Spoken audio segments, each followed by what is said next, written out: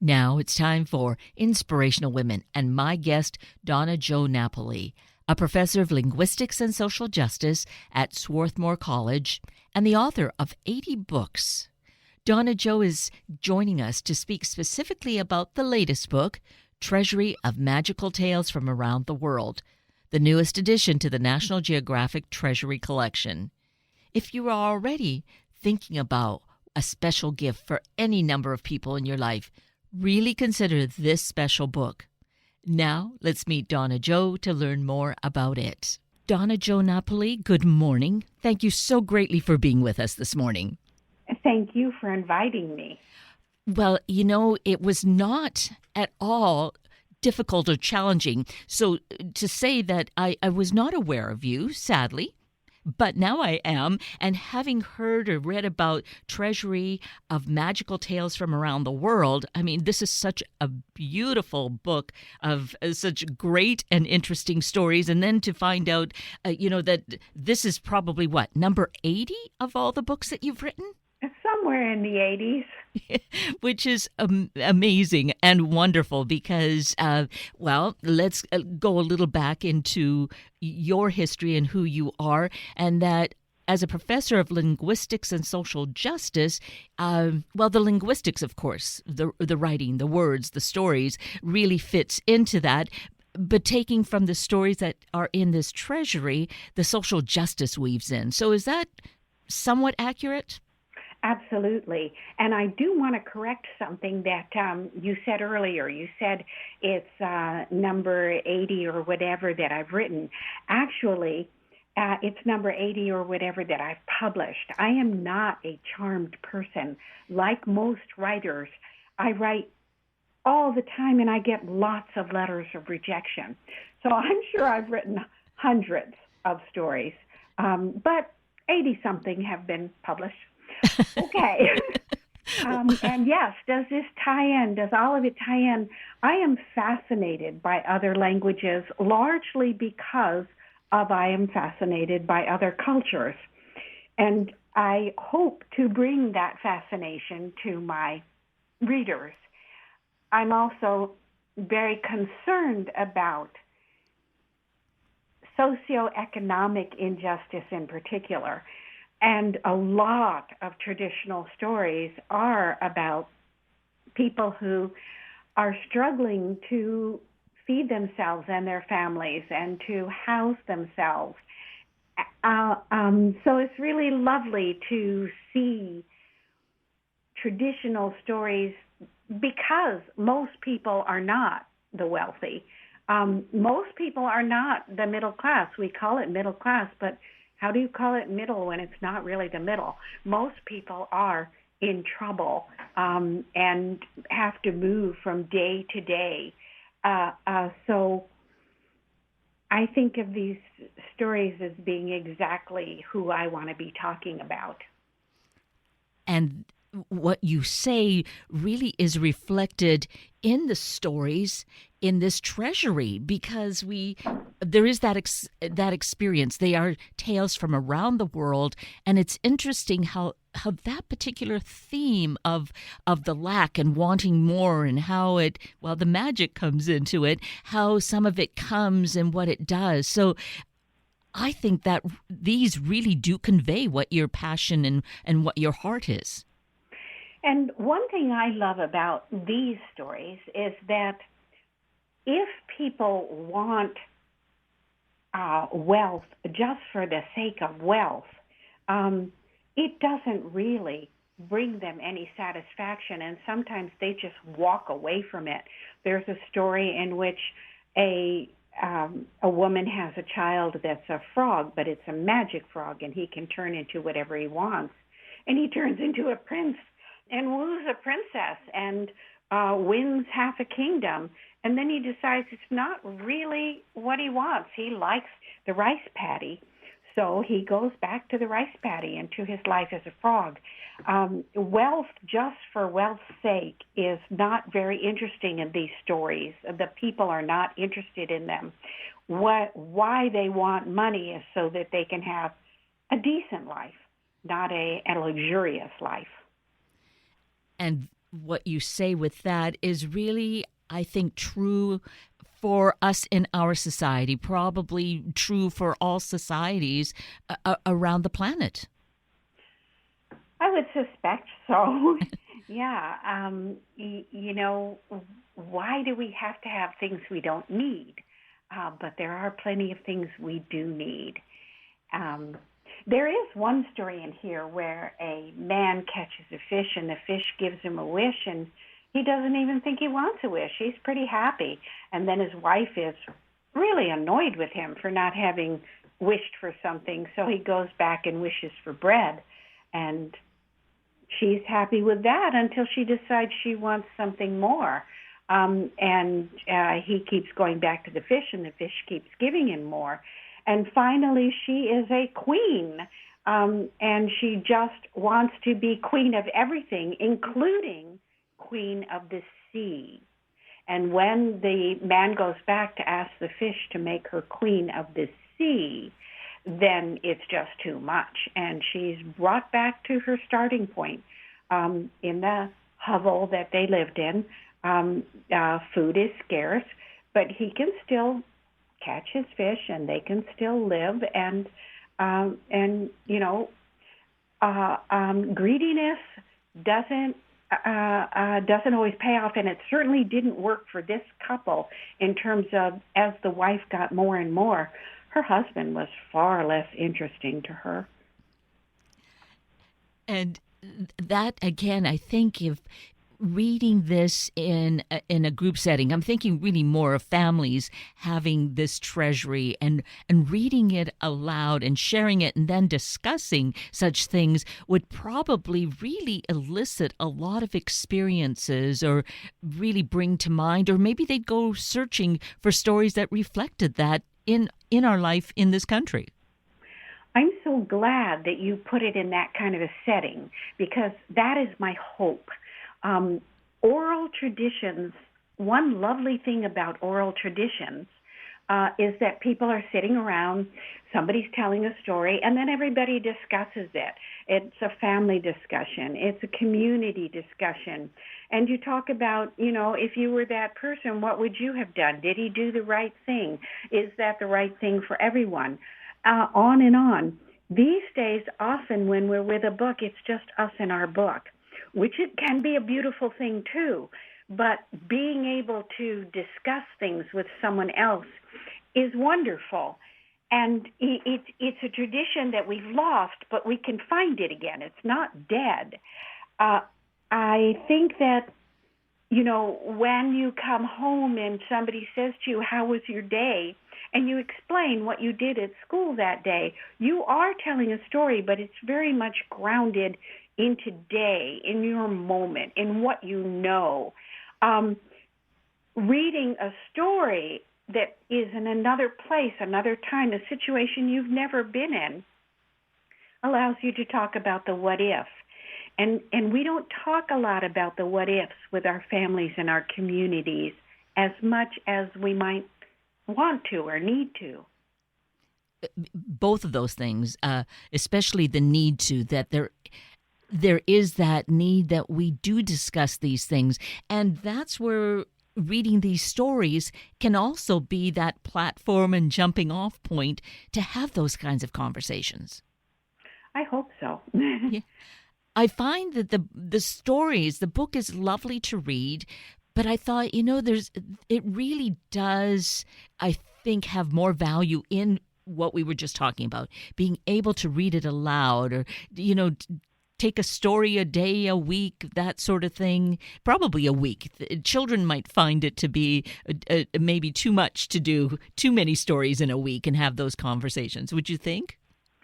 Yeah, I designed it pretty much so that you can read a single story and feel some satisfaction. Each story comes to a close. There are no cliffhangers. So you can read and then go to sleep. But I tried to find characters and situations that you'd keep thinking about. You'd want to talk about them. Certainly you could read more than one in a night. It depends on how much time you're devoting to it.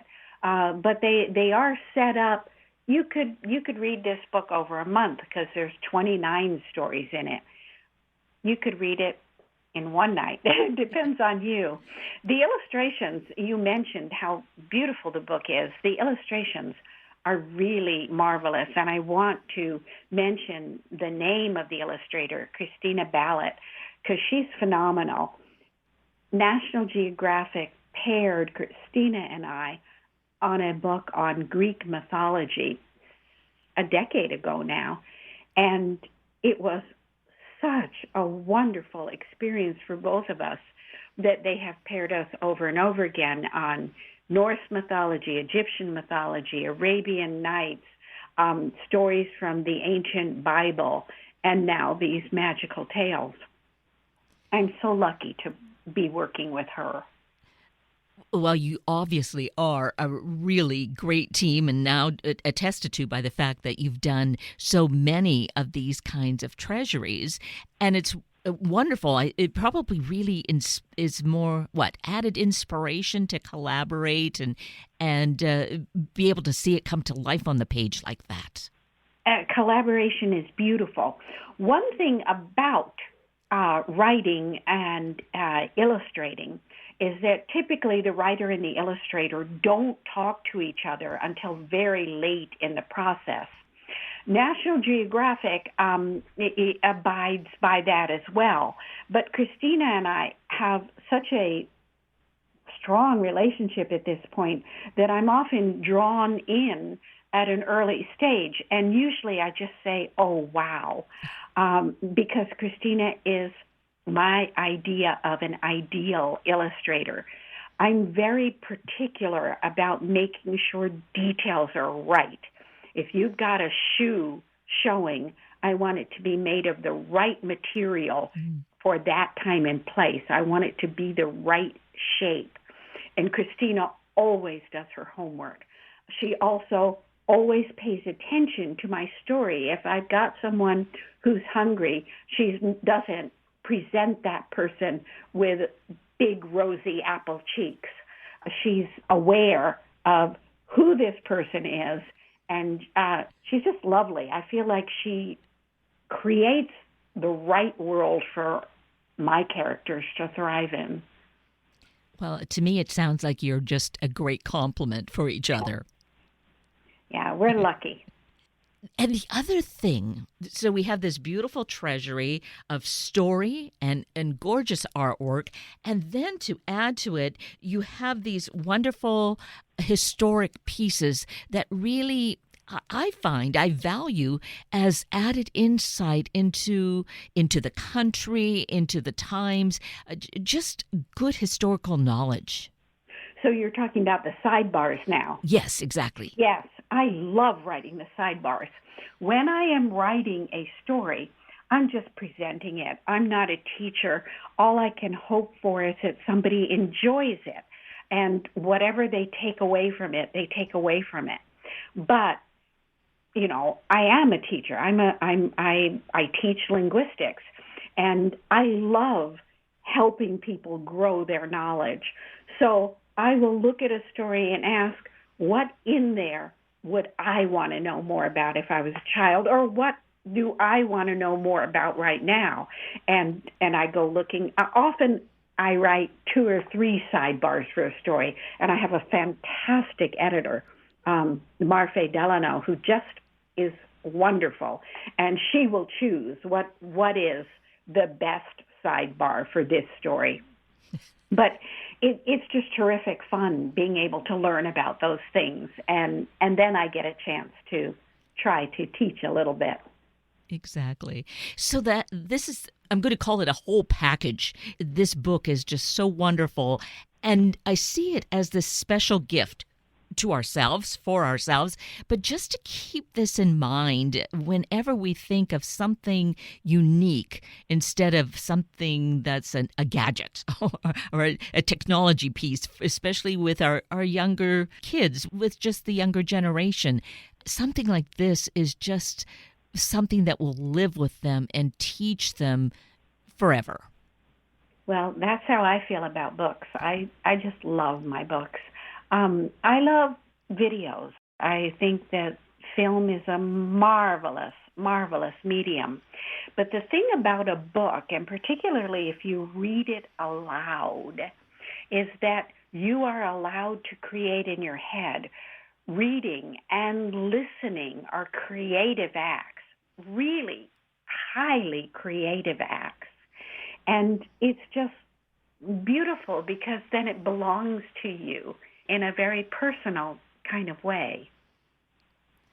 Well, I am a great fan of storytelling. I think it's just such a wonderful uh, piece of work that we can do to do it professionally if we have an opportunity to do so. But we can each be that storyteller in our homes. And I think back to when I was in school, which is a long time ago. Being read to was just so comforting. It was just such a great experience. I don't know that it happens as much. Do you think that it does, Donna Jo? I don't know, but I think that we're very busy people, and people sometimes may feel they just don't have the time, or they may think it's a luxury. One thing about these magical tales is that lots of times they're silly. The characters do crazy things, illogical things, and that's funny. And it is, you use the word comforting, it is very comforting because you as a child, lots of times you look at the behavior around you, what your parents are doing, what your older siblings are doing, and it doesn't make any sense to you. The world is kind of chaotic. As you get older, it may start to make more sense, but even then, it's lovely to look at stories in which things are chaotic and you can recognize it. That's fun, but it's also freeing because it means that you can tell a story that is a little bit chaotic, in which things don't always make sense, and it's still fun. We need to be able to create stories. We need to be able to own the flights of fantasy that we have and respect them. I think when families are together, if you can possibly, after you tell your story, turn the light off and then go around the room having everybody tell just a short story.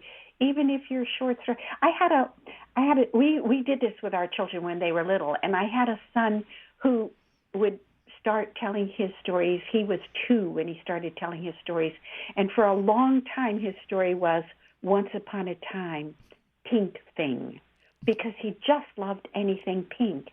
And it was a fine story, and we all just accepted it. As he got older, he told more and more stories, but it's freeing to feel like creating is part of your right and your abilities. Yes, that it's there and giving the opportunity for that little kernel to start to be nourished and grow and be shared with the world. Yeah. Yeah. Oh, that is delightful. Thank you for sharing that part of your life and how that has worked in your family. I would call that magical. Yeah, I think family life is magical. I think living with children is such a privilege, and we need to, as adults, revel in it. And their other way of looking at things is so delightful to be exposed to. It is. And from their perspective, they sometimes hear or see things differently. That is a real good reality check for us. Yes. When I keep talking about 2-year-olds, I'm going to tell another 2-year-old story. With my first child, we were in Amsterdam, and we went to a zoo that had this underground section that you went into, and there was a big aquarium, a big tank with turtles swimming in it. And my daughter, my first child, who was 2, was totally taken with those turtles. And we must have sat in front of that aquarium for a half an hour. And as we came out, she said to me in a very grown-up voice, "I never knew that turtles could fly." And you see, it was all underwater. Yes. We couldn't see the top of the water. So what she saw were these turtles flying around. And they do move so much like birds move, just in slow motion. It was glorious to see what a different experience the two of us had and how wonderful and valid each experience was to us. Yes. Oh, that is so delightful. That is a book. It's when turtles fly. Yeah. Actually, thank you. Well, it is. It's lovely. It just really grabs my heart to hear that kind of perception. And that's what children, if we just pay attention, if we slow down enough and acknowledge, they can teach us so much. Indeed. Yeah. Just paying attention. That's another thing that I love about telling a story from a different culture. Sometimes just hearing about a tree that you don't know what it is might make you look it up, or a fish that seems different, or being told that what they're wearing is so different from what you're accustomed to people wearing. It can make you start paying more attention to the trees that you do see and to the ways the different people in your community do dress. It can just sensitize us to the differences within our own backyard and our community. Yeah. Yes. That is so great. So in terms of these stories, of which there are 29, you must have had so many more to choose from. Was that a challenging circumstance, a prospect to have to decide? Was it challenging, and I was not up to the challenge. I must have collected, well, I don't know how many, hundreds of stories. And then I winnowed it down because I wanted stories that were kind in some way, where people forgave people when they did wretched things to them. I didn't want to end on brutal notes. And I also wanted stories that were somewhat different from each other, and I wanted stories from different places. So I was able to winnow it down to about 100 stories. But then I have a fantastic editor at National Geographic, Marfe Delano, who was willing to read all of these things and help select which ones made a nice fat volume in terms of having different kinds of appeal. I don't think that I would have been successful at doing it myself. I was too close to each story. Mm-hmm. I was seeing each tree separately. Marfe looked at the forest, and she could decide there's a clump over here. We don't need that many. So that the book is very much a collaboration of illustrator, author, editor, and I believe in that. I think that collaborative work is better work.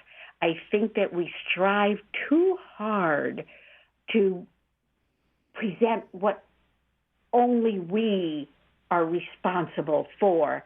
And I think that schools, unfortunately, have can lead us into feeling like we have to see our work in competition with someone else's work.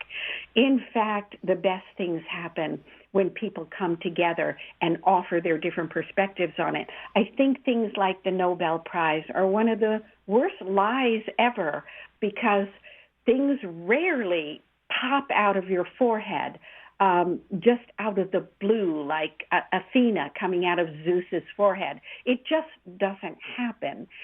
Instead, this person, this scientist, is working on this issue and comes up with something, but all the people in that lab were really responsible for it, and somebody else halfway around the world might have come up with the same thing a week later, because when the time is right and the information is right, these ideas pop up.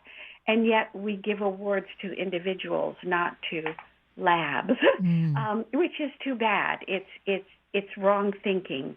We need to work together, and especially today in our complex world with our complex problems, we need to work together to solve them. No question about that. And I hope that message is being heard very clearly, very strongly, because collaboration can never be undersold at all. We do need it, I think, for today and for our future.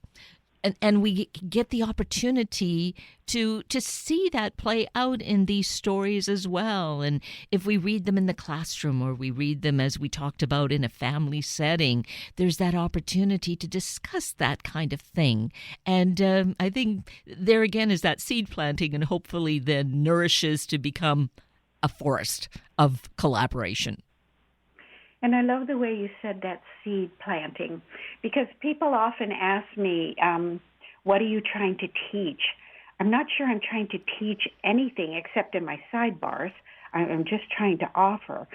But in fact, you've given me a new way to talk about it. I think I do try to plant seeds. The question is, what will grow? Will people shine enough light on that seed? Will they water it and do something with it? And that's, of course, their right and privilege.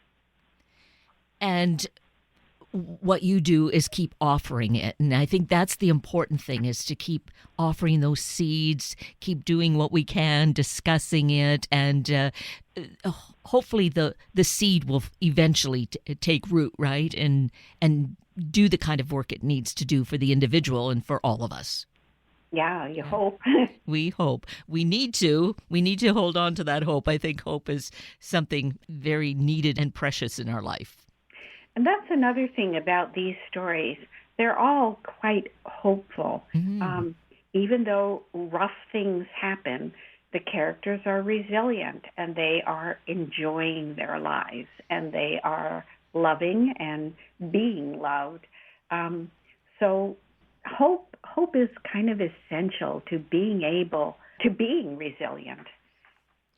And that's the beauty then of stories, the ways that we can use this book in particular, I feel. Donna Jo, you have done us such a service, but no, you've given us this gift that we can give to ourselves, we can share with others. And thanks to National Geographic for realizing that and asking you to collaborate on the book. But before we go, we need to mention your website and people getting to know more about you and the availability of the book. Yes, and you can find the book at your favorite local bookstore, I hope. But if not, if your favorite internet source, or you can go to National Geographic's website, or you can go to mine. I don't sell it, of course, but you can get information there. I'm DonnaJoNapoli.com. So it's just my name, DonnaJoNapoli.com. Well, Donna Jo Napoli, you are just so delightful, so wonderful, and I just appreciate so greatly the time that you've taken with us this morning and that you share your talent with the world. I'm so grateful to have been invited. Thank you. That brings us to the end of a very full hour of Inspirational Women with Donna Jo Napoli and Sunday Morning Magazine with Joe Worley, and a conversation about America's vet dogs. I'm Kate Daniels, your host, and I greatly appreciate your sharing this hour with me and these special guests.